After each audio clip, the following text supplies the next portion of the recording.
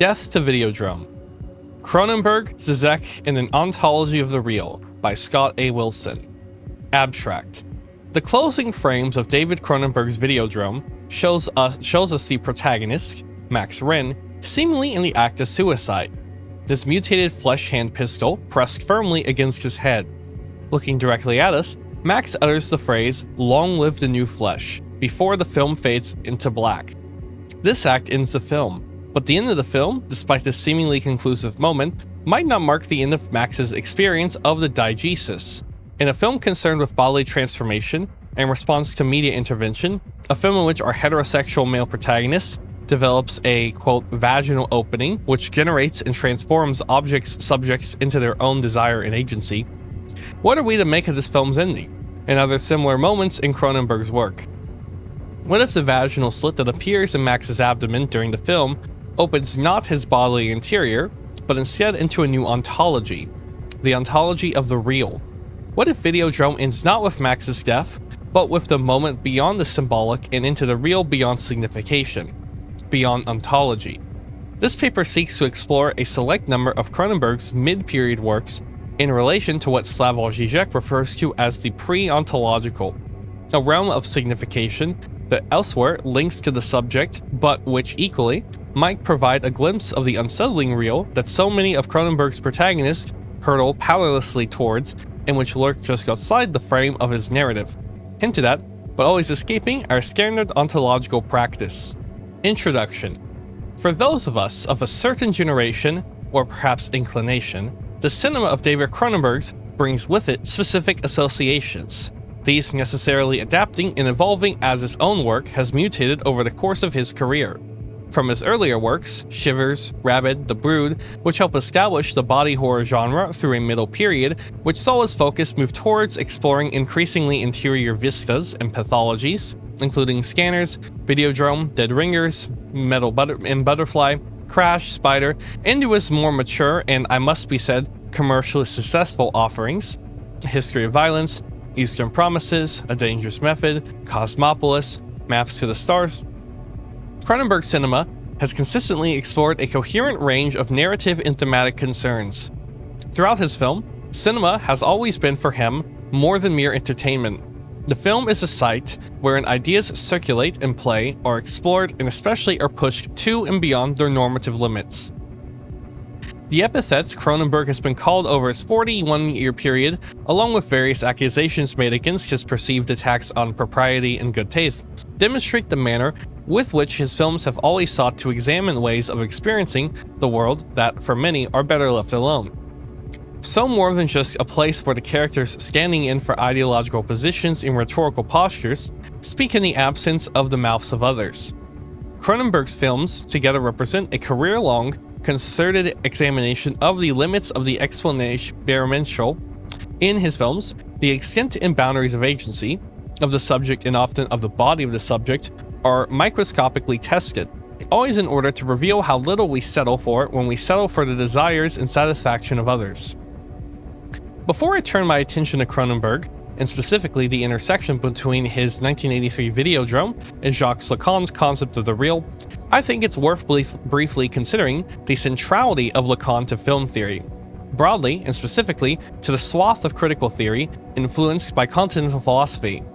Whilst the ideas and directions opened by semiotics, Marxist and feminist theories, amongst others, have been pivotal to the development of film criticism in this contemporary era, only Lacanian influential film theory has managed to achieve some semblance of dominance in the hotly contested arena of cinema analysis. Todd McGowan, in his 2003 article, Looking for the Gaze, Lacanian Film Theory and Its Vicissitude, notes that the editor, Carroll and Bordeaux, of the 1996 volume Post Theory, simply refer to the Lacanian film analysis as, quote, the theory. So central had it become to analysis of that period, such theorization relied and continues to largely rely on Lacan's decisive conference presentation and later essays from 1949, The Mere Stage as Formative of the Eye, Function as Revealed in Psychoanalytical Experience. Here, Lacan explores the ways in which an infant's subjectivity emerges in an aggressive relationship to its encounter with its own image, which, as a reflection, is always perceived to be more whole, more advanced than the nascent subject experiences itself to be. However, Lacan's identification to the three registers of the imaginary, the symbolic, and the real offers another route for considering cinema in relation to the perceiving subject. Dale Nevins notes that, quote, "The imaginary, the symbolic, and the real are profoundly heterogeneous, each referring to quite distinct aspects of psychoanalytic experience. They are not mental forces, like the three agencies in Freud's structural model. However, they are primarily concerned with mental functioning, and together, they cover the whole field of psychoanalysis. It is to these concepts and particularity to the relationship, cinematic representation as participating in both the imaginary and the symbolic, and the perceiving subject might have to the real, which Lacan identifies as the site of that which resists symbolization absolutely. That this discussion is focused, which particularly attention paid to the way in which these might be represented cinematically as part of an experience of the diegetic characters. To return to Cronenberg, transformation is central to his cinema and across the development of his career.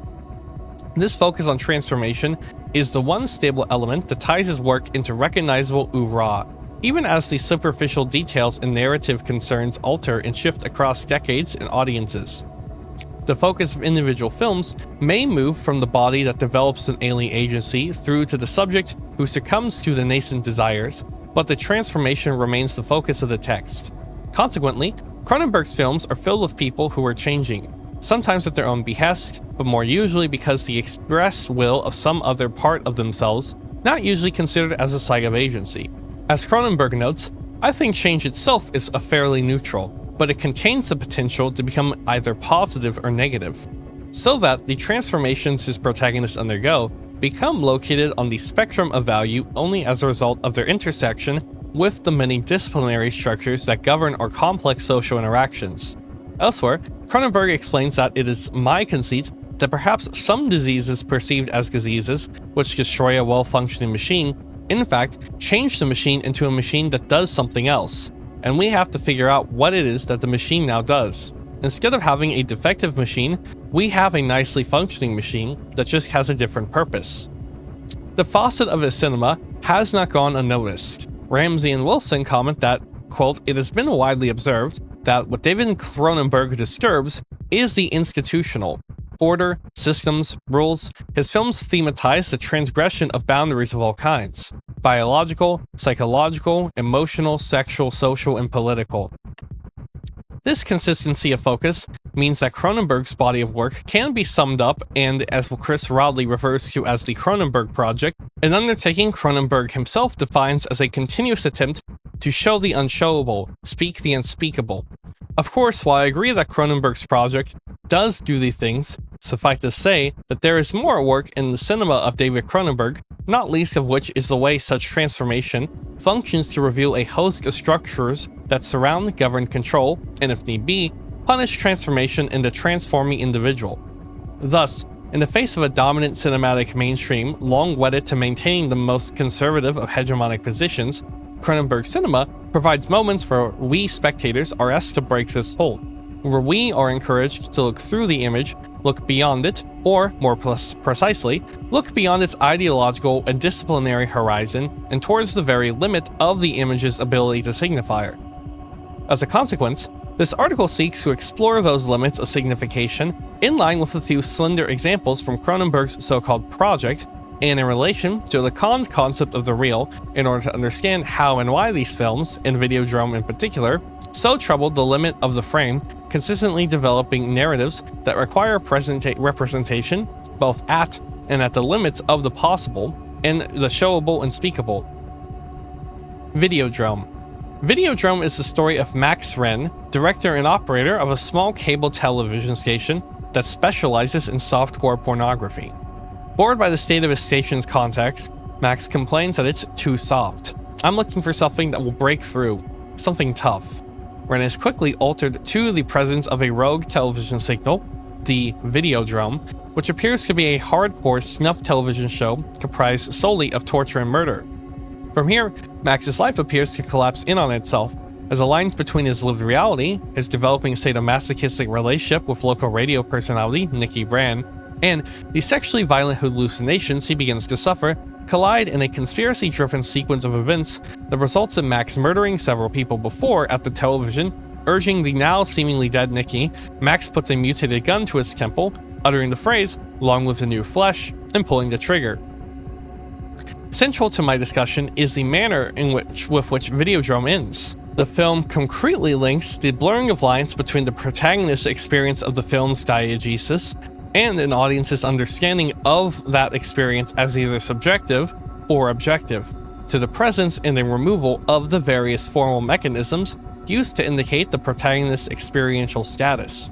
Thus, by the time we arrive at the final gunshot, the certainty of this event is undermined, and as I will explore, the end result might not be the end at all. Similar cinematic and narrative devices are at work in a number of Cronenberg's films, where the structure of the diegetic reality of the cinematic world is somehow rendered permeable, and the boundary between representation of objective and subjective experiences is breached. For example, as the protagonists of existence move through the various nested diegesis that constitute the game spaces that must be traversed, the framing shots of the game pod technologies that make these shifts possible are removed as the narrative progresses, the better to help us alongside the protagonist lose track of what might constitute Diegesis 0. Spider, which seeks to replicate the protagonist's movement away from a stable experience of reality, similarly undermines the impermeable of the diegesis by collapsing Spider's fantasy of his childhood into his experience of adulthood. Without providing visible framing mechanisms to keep the audience located, even as the protagonist is increasingly lost. This means that Videodrome both launches and is engaged in a refining of the project that Cronenberg increasingly explores from this point forward. Rather than simply utilizing the frame in order to report the experience of the protagonist, he seeks to provide his audience with an experience that matches that of the protagonist, and necessarily the protagonist's encounter with their symbolic, imaginary, and real. Thus, Cronenberg's project does more than simply use story elements of character positions as a way of politely exploring the limit of representation. The use of formal techniques of editing, cinematography, and sound design. In effect, the ontological device cinema itself disrupts any positioning of audience members in a stable ideological position, forcing them to become aware of the variety of devices at work in the production of the text they are consuming. This is never so simple as just revealing the cinematic apparatus at work, although the effect of a disruption of the conditions of suture is similar. So with Videodrome, we see the convenient fictions of narrative linearity, causality, and full resolution, the material substance of cinema fantasy, dispensed with altogether, entirely in keeping with Max's own experience. As a consequence, prior to the point at which the filmic text, if not Max's journey, ends, Videodrome has provided its audience with a series of increasingly troubling moments. Troubling insofar as what is troubled is our ability to understand the stability of the film's own sense of its diegetic boundaries, and the manner with which the story is seeking to tell can be represented within the ontologies of that world in the verse. The pre-ontological and the real. Necessarily unavoidably, this discussion of the way in which Lacan might provide insight into the work of David Cronenberg must detour into a consideration of Slavoj Žižek, described by some as the most formidable, brilliant exponent of psychoanalysis, indeed of cultural theory in general, to have emerged in Europe for some decades. You know, you don't need to glaze him for your paper, dude, but I guess you have a word count? I don't know. Anyways, Žižek needs to be mentioned because it is through this interpretation of Lacan's ideas, chiefly in the volumes Enjoy Your Symptom and Everything You Always Wanted to Know About Lacan but Were Too Afraid to Ask Hitchcock, that both the role of Lacanian psychoanalysis in relation to popular culture was reinvigorated and especially focused on the manner in which cinema, as a social object, reflects, generates, and circulates conditions of knowledge and subjective formations as naturalized parts of the viewing and consuming experience. It is in the books mentioned above that Žižek develops and expands on this notion of the pre-ontological and his mobilization of Lacan's register of the real in relation to cinema. These two concepts differ in their actions, function, and purpose, but together they offer a way of understanding why Videodrome, alongside a large number of Cronenberg's other films, feature moments where there is a gap, illusion, or caesura, where we might ordinarily have experienced narrative character development or spectacle. For Zizek, the cinematic pre-ontological is that conceptual filmic space from which disruptive forces, however realized, emerge into what they descend in which, so long as they remain there, are contained and unthreatening. Thus, a primary difference in Zizek's formulation between the pre-ontological and the real, as he translates and develops Lacan's discussion of this register, lies in the manner in which matter from the pre-ontological, once present, can account for by the design of the diegesis into which it has intruded. Pre-ontological eruptions are troubling because they are unexpected, but once present, they are or can be accounted for, in essence ontologized. For example, Zizek utilizes the sudden appearance of the mother superego in the bell towards the end of Hitchcock's Vertigo as such an example. Nothing in the narrative prepares us for her appearance, yet once there, she can be retrospectively understood as part of the diegesis that has in effect closed around the whole of her emergence, provided post hoc evidence for her role.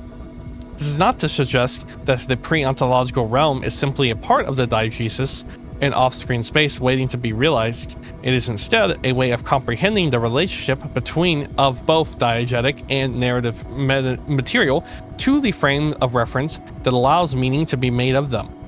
This means that our experience of the pre-ontological in relation to diegetic events is one of interpretation within the diegetic frame already provided.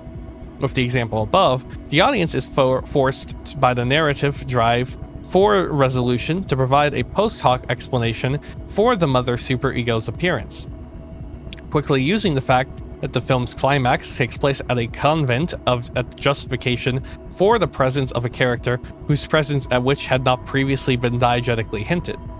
In comparison, the real, when compared to the other registers of the symbolic and the imaginary, quote, is also more unfathomable because it is fundamentally impenetrable. It cannot be assimilated to the symbolic order of language and communication, the fabric of daily life, nor does it belong to the imaginary, the domain of images with which we identify and which capture our attention.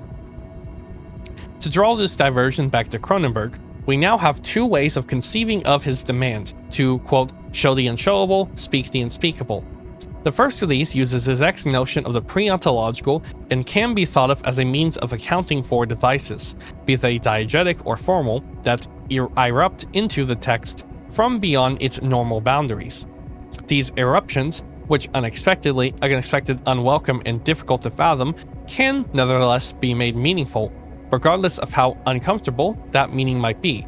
The pre-ontological material is therefore political insofar as its appearance on screen forces the spectator to forgo pleasure immersion, suture, and become aware, often painfully so, of the material action of the film apparatus that has positioned her as a spectator. Extra-diegetic material from the real, in contrast, cannot be signified and can only be approached obliquely, yet the real haunts the Cronenbergian text and indeed often functions as the point at which his narrative must close. For Videodrome, the beyond, by which I mean beyond a normative cinematic ontology, located at the intersection between the symbolic and imaginary, is accessed via the vaginal slit that appears in Max's abdomen. Narratively, the slit with which we are led to believe occurs as a result of the Videodrome's television signal is the means by which Max is programmed by the directors of Videodrome, who insert video cassettes containing what are presumably instructions, routines, discourses of narrative, and diegetic action to be played out by the now subservient Max. However, the first interaction between Max and his newly developed abdominal vagina is also the moment at which the standard diegetic boundaries between subject and object, and especially between the diegetically ontological and pre-ontological, are troubled. This scene has Max shirtless, watching the pirated Videodrome signal and scratching an inflamed welt on his stomach with the barrel of a pistol he carries with him. In a series of cascading shots, the welt reflexes and opens, and Max, initially horrified, cannot but, at the same time, succumb to the desire to explore this new opening, eventually pushing his entire forearm into the pulsating slit. Ugh.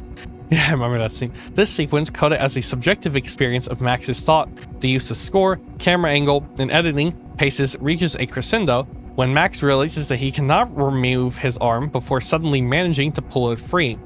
At which point, the film's form similarly settles back into a calm place of objective spectatorship. However, in Max's horror, the gun has gone, the vagina has vanished and the diegesis is now apparently short one object. The gun eventually returns, however, if we are to assume that fleshy and moist handgun that Max pulls from his vaginal opening is the same gun, transformed that went into it.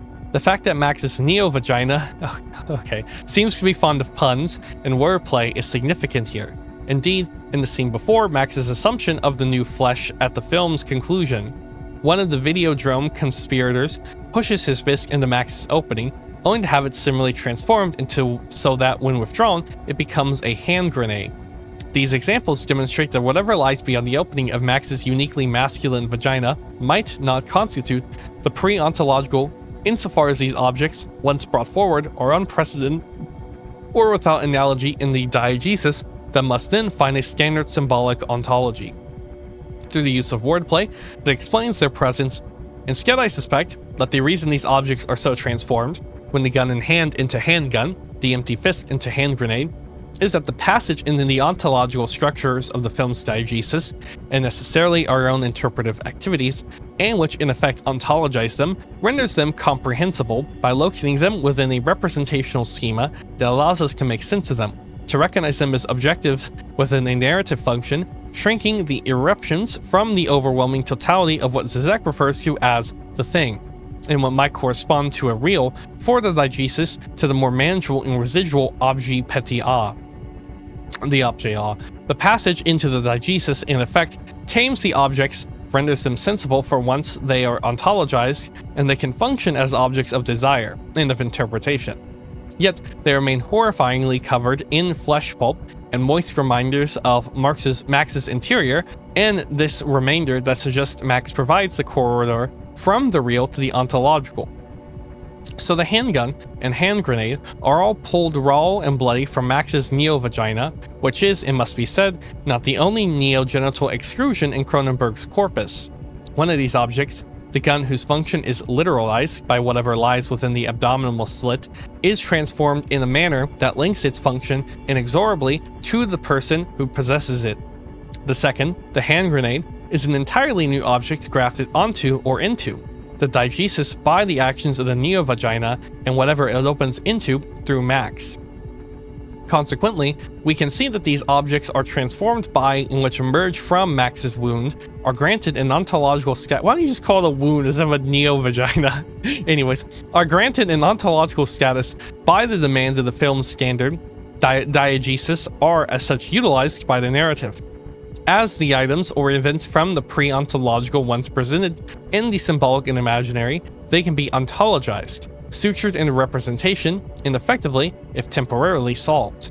However, unlike Hitchcock's Mother Superior, they have no precedent, which leads me to suspect that they serve and represent another function. That of the real, or, at the very least, that of Max Wren's real, which, as it enters the structure of representation, can only be partially glimpsed and contained, and which consistently avoids definitive ontological solutions. Other ontologies. Other glimpses of ontological structures that might attempt to represent the real, or at the very least a real for the diegetic ontology of the film they occur within, are present in Cronenberg's cinema, the most obvious of which being the status of Seth Brundle and Cronenberg's adaptation of The Fly. Refers to as the politics of insects in the film's centerpiece, Brundle asks, "Have you ever heard of the insect politics? Neither have I. Insects don't have politics. They're very brutal. No compassion, no compromises. We can't trust the insect. It'd be like to become the first insect politician." Here, Brundle is drawing attention to the simultaneous existence of other ontological systems beyond that of our own, possible registers that appear cruel insofar as they are so comprehensively alien to be unrecognizable, and unrecognizable not because they have no ontology, but because their ontology is not ours and cannot be ontologized in the way the objet petit a of Videodrome can. However, partially can be understood and made sensible. Thus, as Brundle transforms into the Brundle Fly, subjects to an alien agency given voice by the malfunctioning teleportation pods that are the film's MacGuffins, the expressions of Brundle desires become harder to comprehend. They are certainly expressed by the narrative's protagonist, but as Brundle drifts towards the alien ontology of insects, which, for this film at least, I argue, occupy the space of the real for the participants in its diegesis, These desires become less and less recognizable to the human subject of The Fly, and therefore to us. In the vein, it is important to note that the narrative of The Fly, the film that follows Videodrome and Cronenberg's career trajectory, ends with the narratively justified mercy killing of Brundle at the point where he might otherwise have sloughed off the shackles of his ontology for another order of representation. The narrative approaches the complexity of Videodrome only to retreat from it in the final moments, thereby restoring the fantasy of the original narrative's conditions. And while other Cronenberg films have explored similarly transformative themes and utilized differently transgressive formal methods, the threat to the overarching fantasy structure of Western cinema that Videodrome might have represented has, by and large, not been repeated since.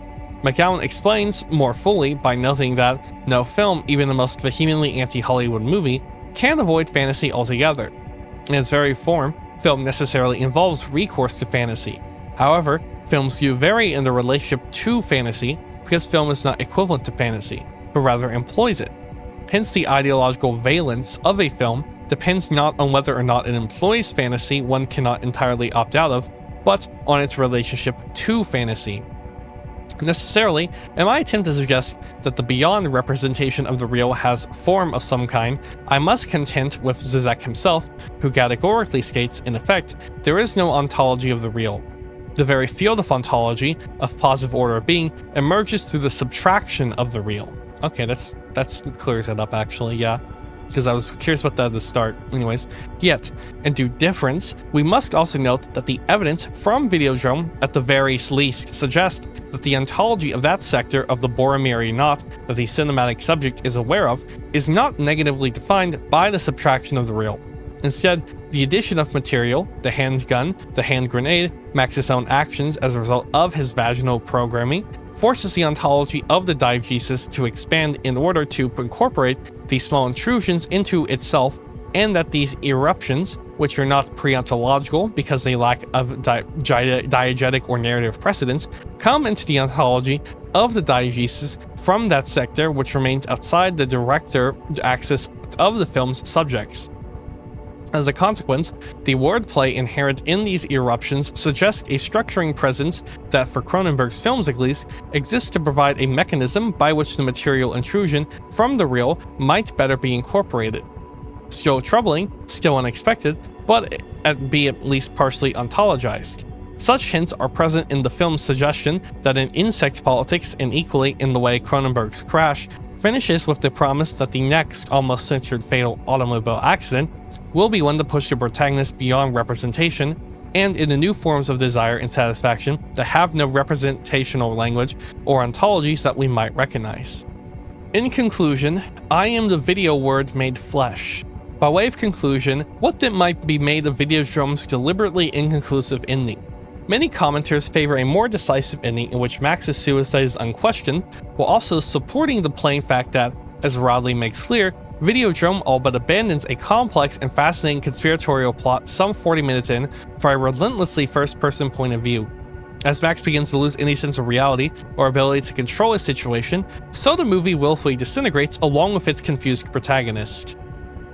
It seems, I don't really like that interpretation where it's like where he becomes just more delusional. I don't think it's that at all. I mean, because it's like the stuff in the film isn't in his head, it's really happening, you know? That's the thing about, like, kind of a lot of film analysis I see, it's by critics and people online who are no different than critics in this regard. It's like they need the movie to have real world like physics, you know, real world laws, etc.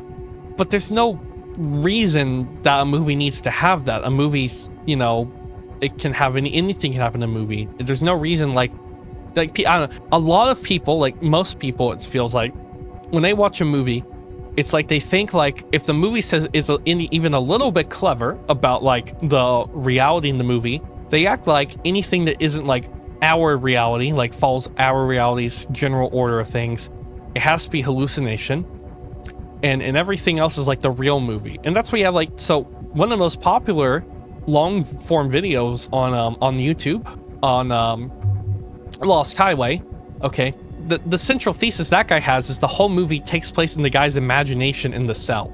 The entire first part of the movie, he uses the line where he says, I prefer to remember things my own way. He uses that to say, okay, so the entire first half of the movie didn't really happen. It's just his alibi in his head. And then the latter half is his fantasy of what he wants to do, be revealed to be totally innocent. And he has like all these convoluted and dumb like arguments for why. Like he just says Mr. Eddie's a phallic name because it starts with Mr. and it has a name and that's just phallic. It's like you can just argue everything in existence phallic on that basis. Like that means nothing. Anyways, that's just an example, but it's like, and that's literally one of the better like analysis. Like most movie analysis, it's like people who just desperately need to insist every movie has real world and I don't know why. It needs to happen in the movie, dude. So yeah, I don't like the idea that Videodrome, it's like all just in the guy's head or whatever, and it's just like he just goes crazy. No, it's not that. Anyways. It seems to me such a negotiation, locking the film into a decisive conclusion despite the increasingly ambiguous narrative that leads to Max's supposed suicide, works to limit what is truly disruptive about this film. Yeah, exactly. The fact that it forces its audience to the very limits of interpretation and intelligibility, confronting them with the possibility for and of transformation beyond the ability of discourse to recount, represent, and hence contain. To assume that Max has died effectively locks out any other interpretation, including any discussion of what the new flesh might be and how it fits into what we have seen. If Max commits suicide, then his hallucinations are reduced to being merely that, when the formal devices utilized by the film to deliver them to us indicate they have far greater importance. What is at stake then in supporting an ambiguous ending is any chance of understanding the manner with which we might usefully view the film's exploration of those Boromirian boundaries is so effectively troubles. Thus, within the discussion develops above the material that intrudes on the symbolic and imaginary of Videodrome, comes to the film's diegesis from the real, bearing traces of an ontology, a politics of insects perhaps, such that it cannot be partially ontologized upon contact with the representational structures at work in the continuous construction of the cinematic context. And as for Max, armed as we are in this manner of interpreting the film, we can see now that Max's story does not finish with the fade to black in the gunshot that ends the film. Max's narrative in the film's text of Videodrome part ways because what occurs next as Max assumes his new flesh and continues his assault on the structures of the Videodrome cannot be represented in the ontological framework. The film ends not because there is nothing left to say, but because what is uttered next is spoken only through the unspeakable, shown through the unshowable. Okay, yeah, that makes sense. This is exactly what Cronenberg's saying to start, and we don't have to live under the tyranny of death of the offering now. That's just something McLuhan said. We don't have to be enslaved by that. Anyways, Max transcends our ontology, with which we share the diegesis of the film, and move into the ontology of insects, the ontology of the new flesh, and perhaps an ontology of the real.